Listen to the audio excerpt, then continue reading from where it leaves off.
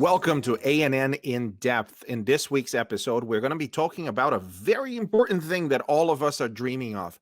What will it be like after coronavirus? What is it going to be like? I don't know. Are we going back to work properly? Some people have never left work. To talk about this from a health perspective, which is really what we're interested in this episode, I'd like to introduce you to Dr. Peter Landless. He is the director of Health Ministries for the Seventh-day Adventist World Church. Dr. Landless, welcome to ANN In Depth. Thank you so much, Sam. It's a privilege to be with you again. You have been following this pandemic even before it was a pandemic very closely. You and your team worldwide, you've been looking at the World Health Organization as well as in America, the CDC, and every country has their own version of that. And you have a team globally that is looking very closely at how the church and how religious institution and how our members, how we should relate to this and what we should do.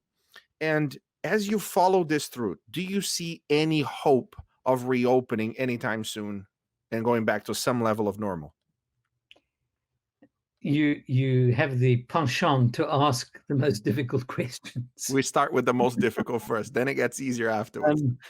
When you say, and I've been listening to your words, and I listen carefully to words. You say when coronavirus is over. I'm not sure that it's ever going to be over. The virus is out there. It's going to mutate. It's going to continue. And what really needs to happen is there's going to have to be a vaccine developed. There's going to have to be herd immunity, which will develop. And so all those good things will need to take place and hopefully are busy taking place, but we're in the very beginning stages. As we talk about what's it going to be like when things are opened up, this is a huge challenge. The challenge of reintegration into what is life going to be like? Is it going to be safe? Can I move? Can I breathe? Can I do the things I used to do? The things that are so important to each one of us. And we're already seeing that in places where the opening up, as it's termed, has begun, we're also noticing that increasing numbers of coronavirus are taking place as well. So we are going to continue learning. What we're in a learning phase all the way through. We've also seen that from the facts that so many so-called treatments for coronavirus have been put out there, only one after the other to be shown that doesn't work, the other one doesn't work, this one is dangerous. But hopefully, and these are the interesting things which are going to answer the question you're asking, that is, there's a simple drug or a well-known drug that's cheap, like dexamethasone, a type of cortisone, which has been shown that makes a difference, but that's in the treatment. How are you and I going to walk in the street with confidence into the future? We are going to have to do it differently to the way we've done it before. So some people, if you listen to the news and if you listen to some politicians and those that are in the public discourse on this, some are describing this in days and weeks. Others are describing this in weeks and months. And yet others are talking about months and years. And to some degree, they're all correct because we're all adapting to this very quickly and in different ways. At the beginning of the pandemic, we talked about flattening the curve. So allowing the number of people that will contract, that will have this virus, be infected by it, to not exceed the level of health care capacity in any given region. And I got halfway through this process, Dr. Landless. I understood that some people expected to that flattening the curve meant eliminating the curve. In other words, once we go back, we start going back as we are now, nobody's going to get it anymore. So that's not the case. Could you tell us more about that? Sure. That's most certainly not the case. And what you're talking about is what the terminology that's used, the difference between containment and mitigation. If a virus is contained, or a variant or a contagion is contained, it means that you surround it, you confine it, and ultimately you can eliminate it. And this happened with some of the earlier SARS viruses. We're not troubled with them because they were contained. Hmm. But once a virus spreads and it reaches epidemic and then pandemic status, Which is the case here. which is the case we're dealing with, then you're in what's called mitigation. Mm. Mitigation is to try and push it down as much as possible. And you described it beautifully, the flattening of the curve, so that your healthcare facility capacity is not overwhelmed. And that's basically what most places have done reasonably, some much better than others. And of course, it can be seen that in countries which are island countries, take, for example, Taiwan, take New Zealand, these countries have done extremely well because you can close the borders. You don't have people just wandering into an island country from any. Swimming there. They don't, and especially when they're in the nethermost parts of the world. So they have a much greater option and possibility of doing that. So we're well beyond containment. We're in mitigation, and we're going to have to mitigate for the long term. So Um, I, so mhm. yes, it's going to be months and years. I have here my family, my wife, and 3 children, and we need to constantly go out and do different things like shopping, and my wife is out now, and we try to go out as much as possible, and it's always exciting, getting dressed to put the trash out and that sort of thing. But as we're going out, there are different restrictions, and different countries have dealt with this in very creative ways. Usually security guards are trying to stop people with masks getting into their store. Well, now it's the exact opposite. Security guards are making sure that only people in masks enter their stores. But apart Especially from, the banks. especially the banks, exactly right. So in this new scenario that we're facing, a constant question that we have as a family is, listen, the possibility is that we're gonna get this virus anyway, and there is a danger of that, and there is a good number of people that will get this virus. And the only thing that I don't foresee, and it is a little bit, I don't quite resolve, is we may get a vaccine, Mhm. and we seem to be months and years from a vaccine that actually works. But with the vaccine, we may not get the virus. So there is a point of staying as safe as possible until that happens. Are we unique in this kind of betting, or is every family going through this, do you think? I think everybody's going through the thinking of how are we going to integrate, and what are the chances. And just looking at you, you're in a much less vulnerable age group than I am, and so you have that on your side. What I will add to say though, and I say this for your benefit and for our viewers as well, is that right now, when we're looking at certain parts of the country, including what's happening in Florida, the upswing and the upkick in coronavirus and admissions to hospitals are the majority are between the age 20 and 40 years of age. So we're seeing that despite the vulnerability being at the extreme of age, particularly in the older people over 65, and those with comorbidities or other vulnerabilities like heart disease, asthma, lung disease, diabetes, immune compromised conditions, uh, yes, there are vulnerabilities even in young people. I say that because the majority of people who will get coronavirus, who will have it on board, and the majority will not have a severe illness. In fact, many of them will not even know they've had it. But it's when you get to that 20% who will know, who do get sick, who do get hospitalized, that's the group. Now, right in the beginning of this whole pandemic, there was this uh, almost immortality feeling in young people that this is not going to affect us. And spring break, they were out on the beaches and they were partying.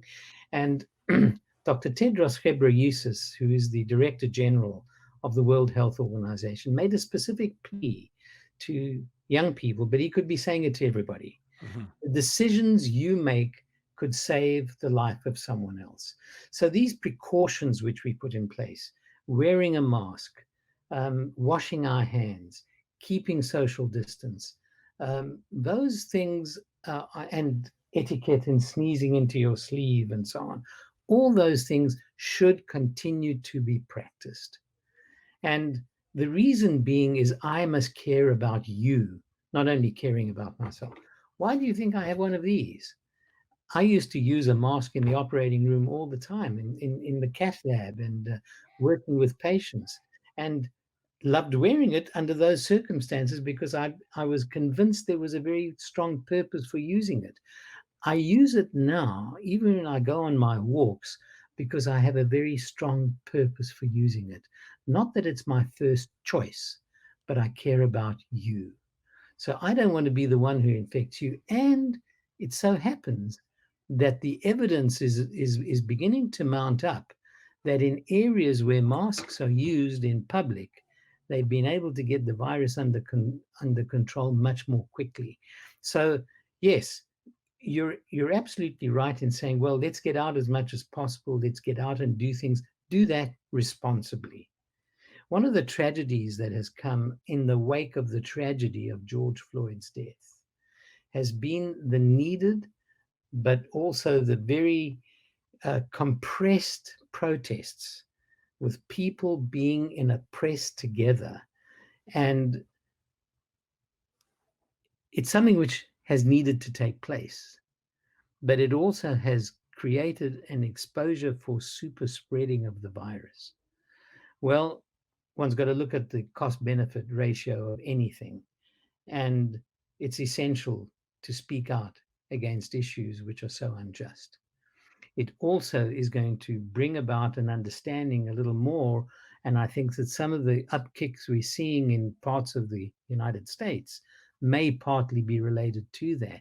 So, what does that indicate? It indicates that as we go into this reintegration, we need to continue to be careful. Be careful about being in sports stadiums, and a troubling thing that comes to into communities of faith, whatever faith it is. When do we safely get together as groups and fellowship, which we enjoy and love so much? And there are two approaches to that. The one approach is, well, we're going to go ahead and do this, and we're going to take our chances.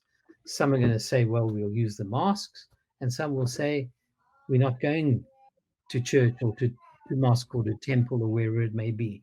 We're just going to stay away. Those decisions are going to have to be made on a very careful basis, both on the part of those who run services as well as those who attend services. And the lack of human touch is something which we take for granted when we have it. And when it's gone, you begin to realize how important it is in your life. Let's talk about that a little bit, because in this isolation, there are people that have not experienced human touch, not a hug, not a handshake, nothing of significance. Now, for weeks and months, what is the impact to one's health, mental health, not least, in this process? And when they begin going back to some level of normal, what impact do you think that would have? Well, the impact on health right now is a very negative one. What we're seeing in older folk, we're seeing a loneliness because people who are older should not be going out. They can't even see their family when they're in care homes. People come and look through the window at them. They are confined to FaceTime. So the rates of depression, of negative thoughts, and interestingly, in the populations at large, we're seeing an increase in suicides. We're seeing an increase in addictions. Alcohol purchases went up significantly. Alcohol stores were delivering right to the door, and that went up in a significant way after the pandemic lockdowns were declared in the United States.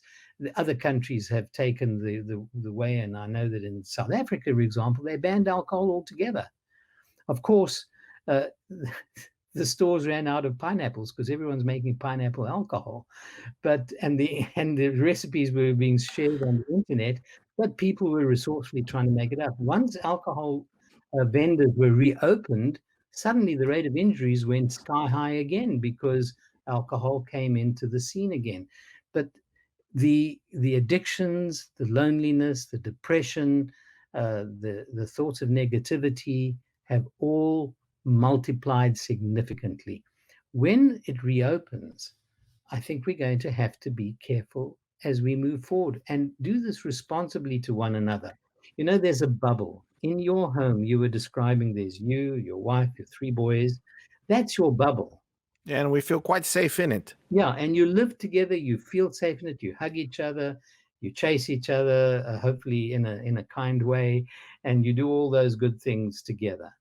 But the minute somebody comes from outside, it it puts one on edge immediately. I mean, people come to the door, and the That's other right. the other evening, I had just switched off the lights, and there was a knock on the door at about 10:15, and I happened to be right near the door, and I got the fright of my life. It was a man from Amazon. Wow. But you know, these are the things one is not expecting people in your bubble. So when we move out, we're going to, for responsibility's sake, when we get into the workplace, we're going to have to avoid the ever-present hug, the handshakes, and go to the wave, the smile behind a mask. I mean, you smile with your eyes now, and you've got to be careful. I think until there's a successful vaccine, life is going to be different. Will people press the envelope? Absolutely, they are. We are human beings, and human beings don't like to be contained. They don't like to be constrained. Already, and one sees people pushing back against saying, "Well, I don't see why I should wear a mask. It's against my principles of liberty." Well, I keep going back to thinking what Dr. Ghebreyesus said from the WHO, where he said, the decisions you make can affect the life of someone else and the life or death of someone else. So, yeah, we're going to have to uh, work out how we're going to adapt to this new normal. And I see that eating places, restaurants, are busy putting up, they're working on the social distancing, trying to seat people appropriately. In Asia, and interestingly, I was on a very interesting meeting with Taiwan, who had less than 10 deaths from COVID-19, 444 cases. Hmm. When you look at the kind of measures they have put in place in eating places, in workplaces, with the plexiglass dividing people so that they don't infect each other. Mhm, mhm. So there's that one extreme of implementation to the other extreme of implementation, where I've seen on the news, as it's reported in some parts of the world and in this country as well, where people are just meeting in restaurants again. I think we need to be very careful and try and find the middle path of being responsible. The importance of continuing to wash hands, of continuing to use hand sanitizer, and not to avoid doing that, to wear the mask, to keep the social distancing, and as we tend to see this coming more under control, we'll be able uh, to integrate into the society that we enjoyed so much, and the communion and community we enjoy so much. But it's going to take time. Tell me about the grief process, because many of us have now known of, either within our own family or at least in our friends, people who have died as a result of this pandemic. Um, and it's not, and this will only increase, unfortunately. Yeah. Um, what kind of support can you provide to somebody, maybe a friend, when they go through this kind of loss, in this moment where we're all struggling? You know, I you ask the most important questions and some of the most difficult ones. we become used to the term social distancing.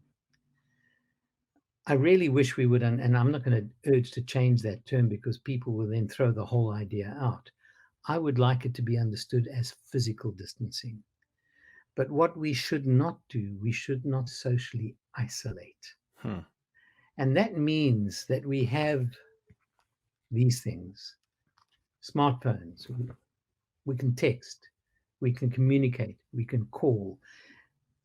One of the hugest tragedies of this whole COVID-19 issue, with so many dying, is being unable to have closure with the one that you love. People die in hospitals unable to have their loved ones with them. And this is not an unusual issue. This is par for the course with this whole issue which is going on with COVID-19. And then after the event, how do we comfort each other?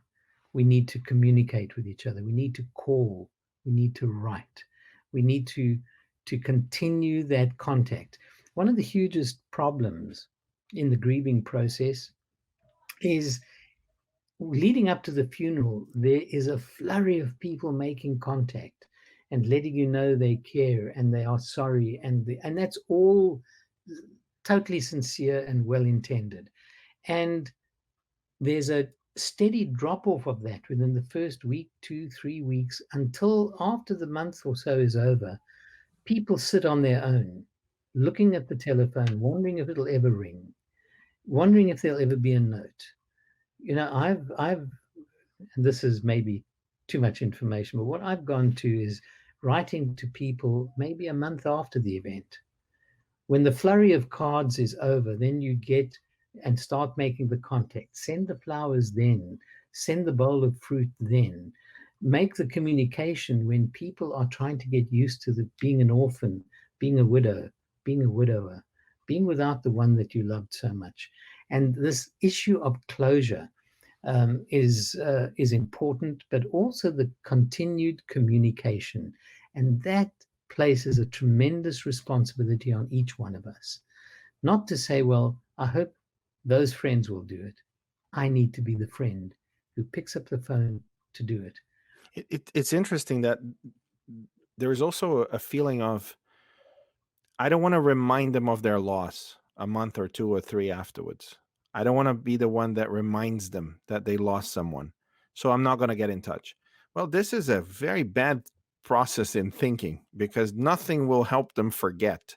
And forgetting is not what you're looking for. So let's not get too shy when that happens. Let's reach out. Is that the message? Absolutely. The message is reach out, because just think about it. If I hope you haven't had to experience bereavement. I have, in family, very close family. You don't forget people in 3 months. And it's interesting when somebody calls you and commiserates with you, or and talks about the one that you've loved, and suddenly it brings out the fun things of that person, the humorous things. You start laughing about things that so and so said, so and so did, and then suddenly it lifts this pall of gloom, and you start to realize, we draw on the bank of memories. That bank of memories you can't just draw on your own. When you do it with people, when you do it with community, it makes it so much more meaningful. So you're absolutely right. Don't think that you're going to reopen the wound. You're actually going to help pour balm on the hurt. In my experience as a local church pastor and in my own loss, it is between 2 and 4 months that you actually feel the greatest pain. Yeah. That's the moment that you realize, you realize before, but where you internalize and it hits you, Yeah. that person is no longer there. So the process of support is long term, and the chances are that we will continue to experience our friends and family losing loved ones, and we need to take that responsibility of helping them in that moment and connecting with them and doing our best. and avoid those cliches, those catchphrases. Oh, I know just how you feel. Really, really, No, no one knows exactly. exactly. Or Yeah. this was God's will. It was never God's will that there should be death on this earth. Or there's another bouquet in God's hand. I think that we need to avoid the trite statements. We need to be good listeners. And good listeners are people who don't come up with a solution to every issue, but they listen and they are there. And that makes all the difference, to be there, for people to know we are there. I think it's a Jewish tradition to sit Shiva. I Yeah. think that that's correct, which is basically a group of friends and family who just comes and sits, and they don't talk, they don't say anything, they just sit and they drink tea for days And eat. and eat, because eating is good. Eating is very important. Um, let me go to my last question in this series, and that is, what is the importance of what I can do beyond washing my hands and wearing a mask? Let's talk about the exercise. Let's talk about nutrition. Let's talk about the things that we can actually do something about and we can control. You know, I I found this very interesting as I've been watching and working and learning about many things, because I learn every day. I hope you do too, Sam. Yeah, that's the idea. Every day you learn some more. And suddenly people have this huge interest in how to be healthy. It was much higher 3 months ago than it is now, even. Mm. People are beginning to slack off already. So, how do you have an optimal immune system? Not by taking the odd supplement here and there. It comes from consistently practicing healthy lifestyles.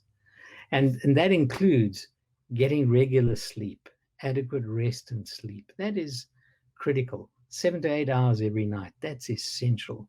The exercise, you talked about that.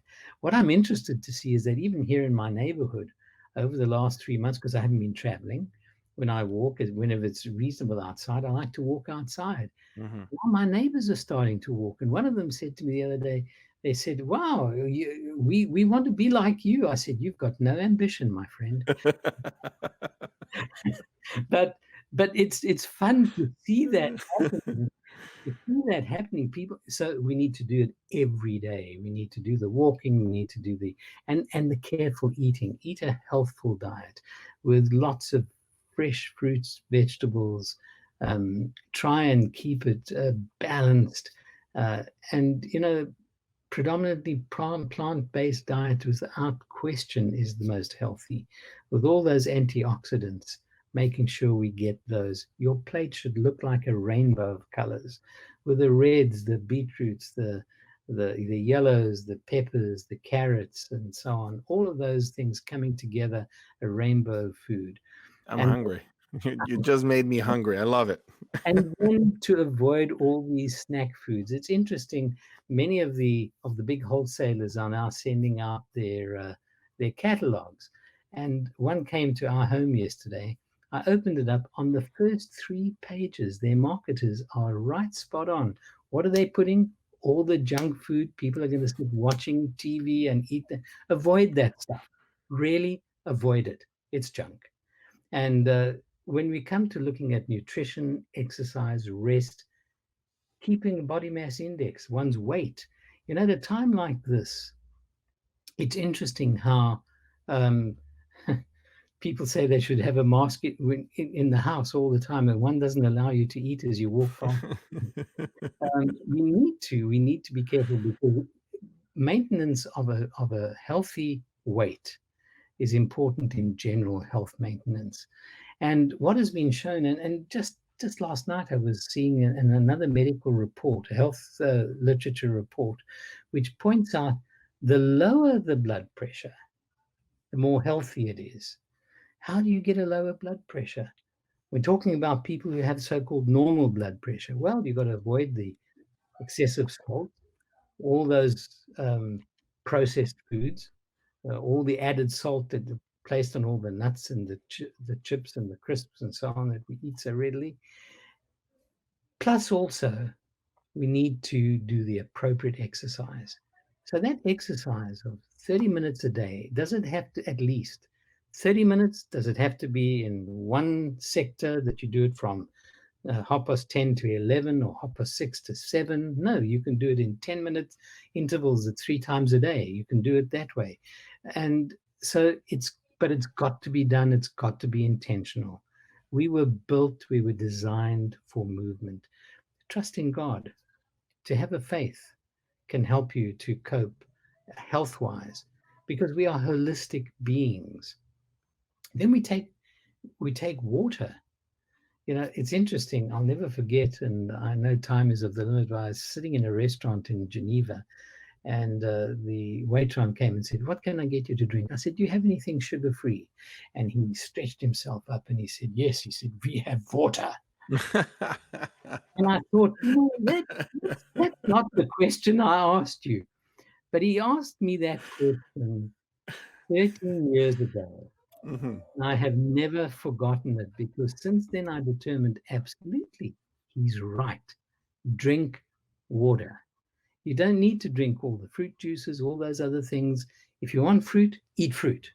If you want liquids, drink water. That's Excellent. sort of unbiased opinion. And then using the water on the outside as well. And there are studies which show that people who take a nice cold shower directly after the hot, it does stimulate the optimal functioning of your immune system. And that's what it's all about. We want our immune systems to be in place. We want our body to have the best chance to be able to combat any infection, any disease, and let's give them the best chance. If we buy a new motor car, you make sure that you put the right fuel in it, you put oil in the oil position, you put water into the radiator. You don't go and mix those things up. You do it exactly as it should because you want to get optimal functioning. And I wonder if we treat our bodies with the same deference and respect, because we don't even look at labels when we eat some of the rubbish we eat. Mhm. Sorry for being as frank as that.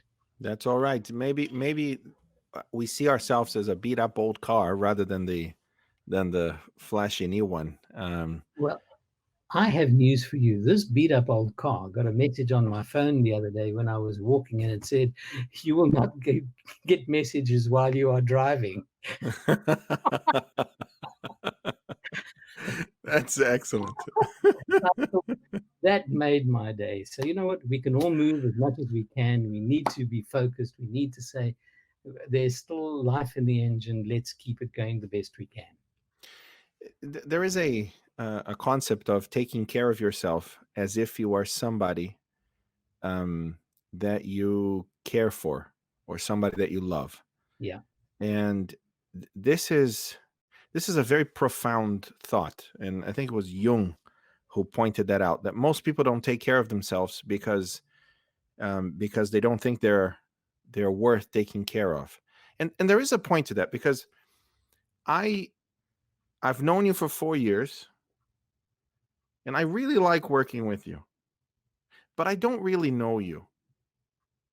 I cannot point to a single thing that you've done wrong, but you know the things you've done wrong. In fact, you know 100% of the things you've done wrong throughout your life. I'm racking my brain. So,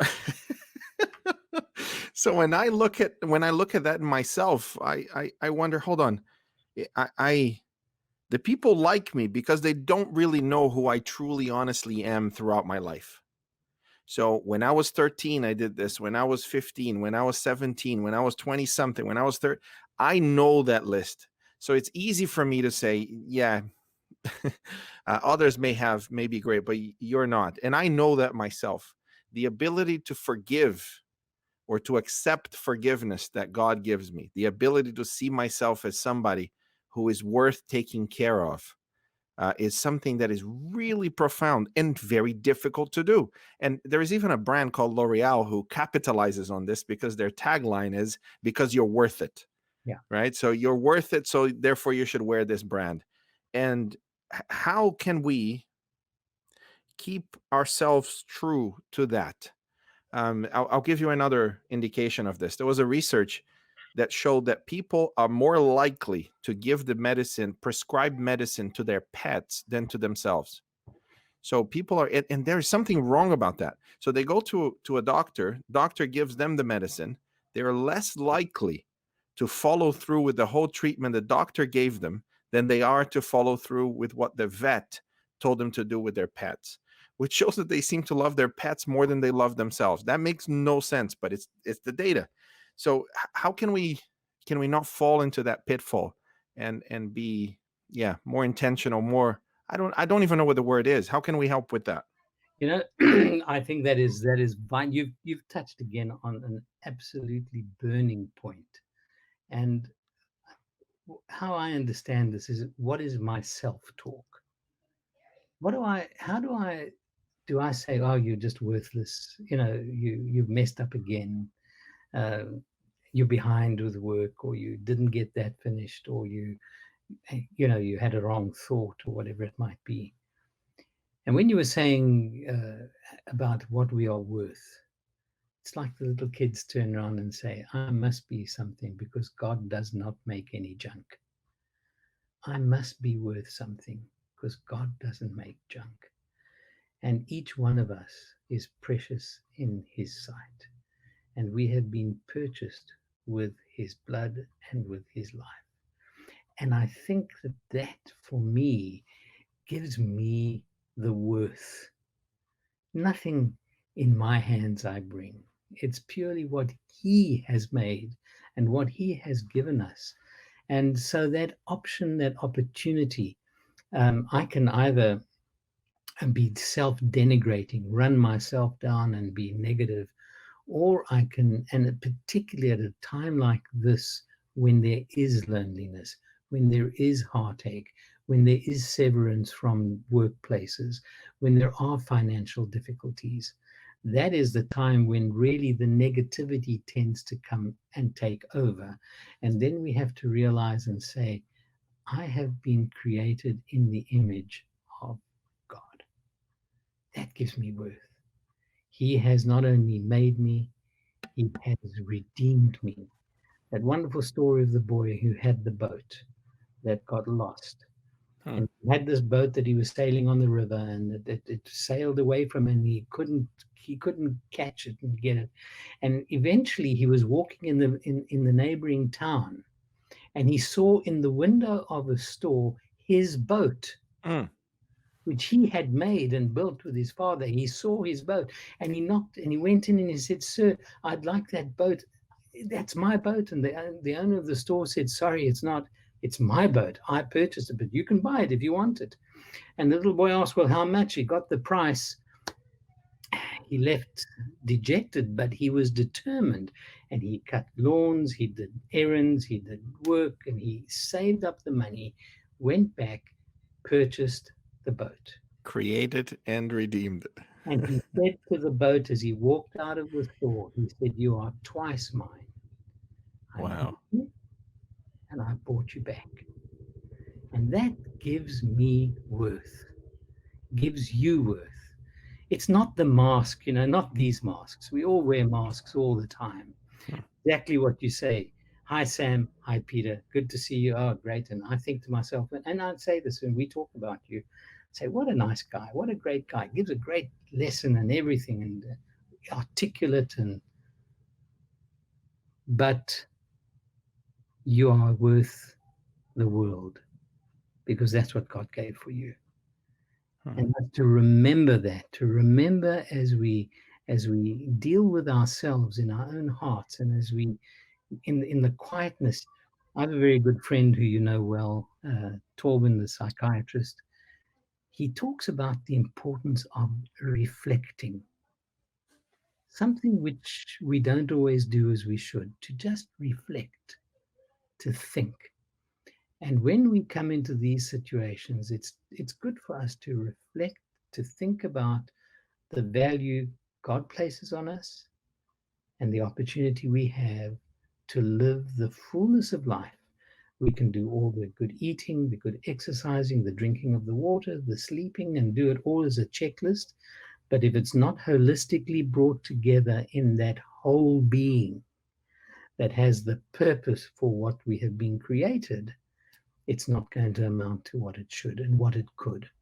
So Self-talk is important. Don't run yourself down. You've got to think that you have been created with worth and value. Some people talk about it as positive thinking, and positive thinking, there's nothing wrong with that. It beats negative thinking. Any day. And if you expect something good to happen, most of the time it does.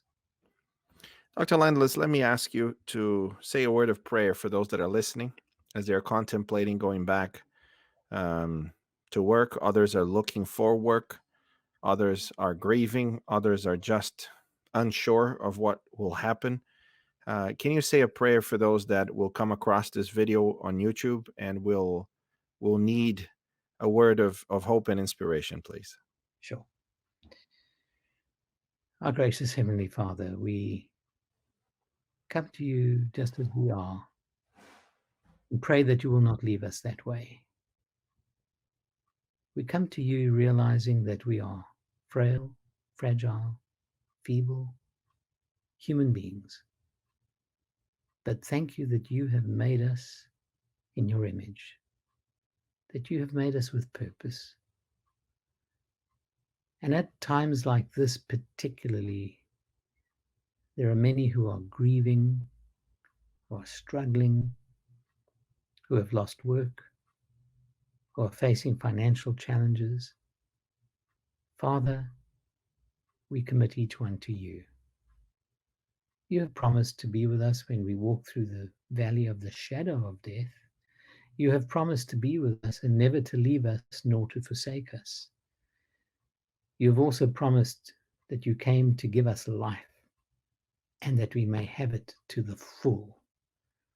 And so we ask that you will be with each one who may view this video, who may be thinking of various issues, who may be struggling, who may have thoughts of darkest depression, who may even be looking forward to ending their lives.